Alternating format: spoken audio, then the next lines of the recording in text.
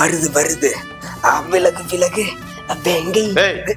என்னது இது? 5 ரூபா. ஏய் பின்ன ஆயிருக்கிறவங்க சொத்தா எழுதி வைப்பாங்க. 5 ரூபா தான்டா கொடுப்பாங்க. 10 ரூபாய்க்கு கொடுத்துட்டு போடா. 10 ரூபாயா? ஏய் என்னடா அது அநியாயமா இருக்கு. ஒரு ஆளுக்கு 10 ரூபாயா?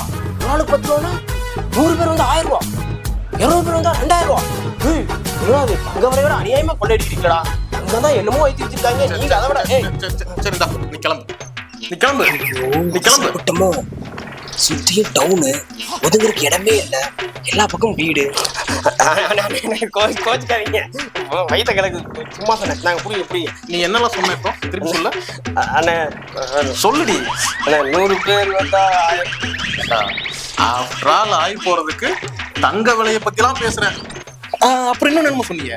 என்னது 100 பேர் வந்தா 1000கணக்கில் சம்பாதிக்கிறோமா? ஏண்டா 100 பேர் வந்து டன் கணக்கில் நாத்திட்டு போயிடுறீங்க. இப்போ வயிறு இருக்கிற பொசிஷனை பார்த்தா நீ எத்தனை டன் நீயா போக போறியோ தெரியல. இது கிளீன் பண்றதுக்கு மிஷின் எல்லாம் கிடையாது ராஜா. நாங்களே தான் ஆள் வச்சு கிளீன் பண்ணணும். ஆள் வரலன்னு வச்சுக்கிய நானே போய் கிளீன் பண்ணுவேன். அண்ணா பரவாயில்ல, என்ன போய்க்கிறேன். இல்லை நீ போறத இந்த உலகமே வேடிக்கை பார்க்கணும்.